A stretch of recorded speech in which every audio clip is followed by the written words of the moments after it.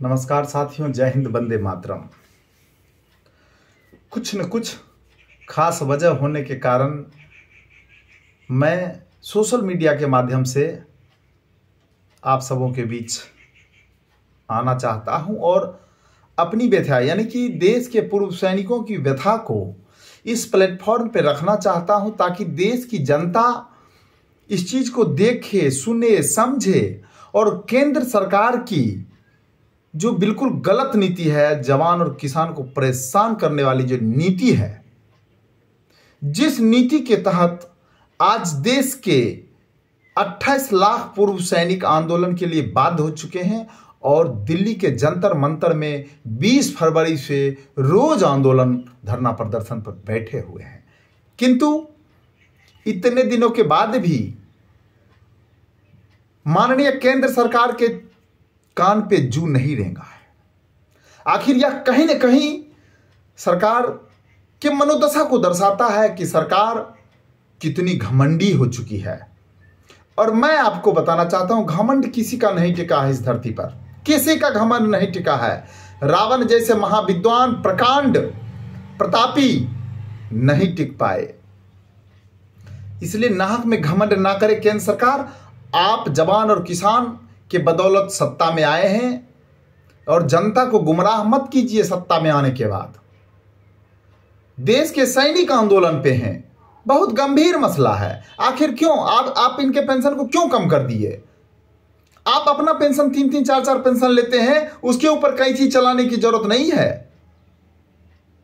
देश की जनता कह रही है कि नेताओं को 3-3, 4-4 पेंशन और सैनिकों को पेंशन। आपने तो सैनिक का पेंशन अग्निवीर ला करके खत्म कर दिया।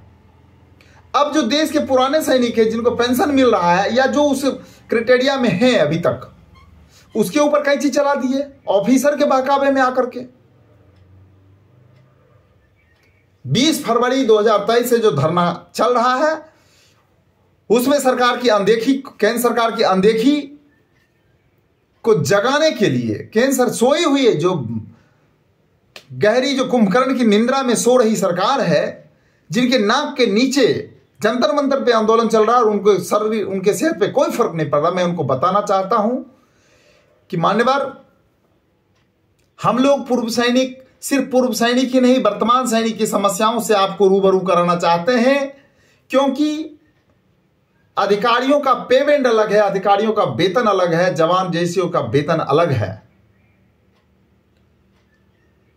इनको आपने जो ओरोप 2 में धोखा दिया है, प्रीमेच्योर रिटायरमेंट को जो आपने छोड़ दिया है 2014 के बाद, यह सरासर नाइंसाफी है। चूंकि भर्ती के शर्त के हिसाब से, एनरोलमेंट के शर्त के हिसाब से जवान 15 साल के बाद प्रीमेच्योर नहीं होता है।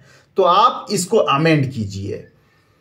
जो विधवा पेंशन और डिसेबल पेंशन है वह 6 सीपीसी में अमेंड नहीं हुआ। ऑफिसर को मिला, जवान जैसी उसको नहीं मिला, जिसके कारण आज ऑफिसर का डिसेबल पेंशन 2,52,000। और इस पे माननीय controller and auditor general CAG का रिपोर्ट कि आखिर क्या कारण है कि 50 से 60% भारतीय सेना के अधिकारी डिसेबल होकर के डिसेबल पेंशन लेते हैं, क्योंकि वेतन के अलावे 2,52,000। मैं देश की जनता को बताना चाहता हूं, अगर हमारा ऑडियो देश की आम आवाम तक पहुंच रही है तो मैं देश की आवाम को बताना चाहता हूं कि ये 2,52,000 पर मंथ डिसेबल पेंशन के चक्कर में माननीय केंद्र सरकार ने ओरोप 2 में जो जवान और जेसीओ को मिलना था पैसा, उसको ऑफिसर को दे दिया। ये जवान और जेसीओ के साथ बहुत बड़ा छलावा है, नाइंसाफी है। वेतन अलग है तो फिर मिलिट्री सर्विस पे एक जैसा क्यों नहीं?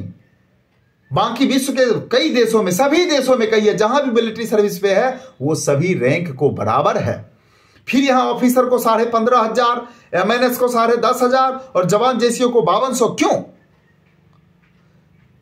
सारा भत्ता, चाहे वो डिस्टर्बेंस अलाउंस हो, चाहे वो जम्मू कश्मीर का अलाउंस हो, चाहे वो सियाचिन ग्लेशियर का अलाउंस हो, चाहे वो एनएसजी अलाउंस हो, सारा भत्ता एक समान होना चाहिए, एक जैसा सभी रैंक को मिलना चाहिए। मौसम की मार सबके लिए बराबर होती है। इसलिए जब वेतन अलग है तो वेतन के अलावा जब चिल्ड्रन एजुकेशन अलाउंस जवान से लेकर जनरल तक एक जैसा है, ईसीएचएस की सुविधा नहीं लेने वालों को 1,000 रुपया मासिक मेडिकल भत्ता है, सभी का, फिर क्यों नहीं बाकी भत्ता एक जैसा हो। मैं माननीय सरकार से निवेदन करता हूं, आपके आंखों में जो धूल झोंका जा रहा है, या आपके जो इर्द गिर्द घूमने वाले ये भारतीय सेना के रिटायर्ड ऑफिसर हैं, 2.5 से 3% अधिकारी जिनके पास एक भी वोट बैंक नहीं है, जो एक भी वोट अपना भी वोट नहीं करते हैं, वैसी दंभे, वैसे निकम्मे हमारे अधिकारी लोग सेना के सरकार को गुमराह करने में लगे हैं। और मैं सरकार का आंख खोलना चाहता हूं। मैं माननीय केंद्र सरकार को आगाह कर रहा हूं कि श्रीमान 28 लाख रिटायर्ड परिवार हैं, 15 लाख सेवारत हैं सैनिक हमारे। मैं इनके भी दुख दर्द की बात करता हूं, मैं इनके साथ भी हो रहे भेदभाव की बात करता हूं। ये बंदिशें होती हैं, जिस बंदिशों के कारण ये मुंह नहीं खोल पाते हैं और ऐसा ऑथराइज नहीं है, क्योंकि देश की सामरिक जिम्मेदारियां होती हैं और उसका अपना कुछ एक बॉर्डर होता है कि हमें क्या बोलना और क्या नहीं बोलना है। लेकिन अन्याय सहकर बैठ जाना यह बड़ा दुष्कर्म है। न्यायार्थ अपने भाई को भी दंड देना धर्म है। बहुत जुर्म हो गया सैनिक जवान जैसे उसके ऊपर।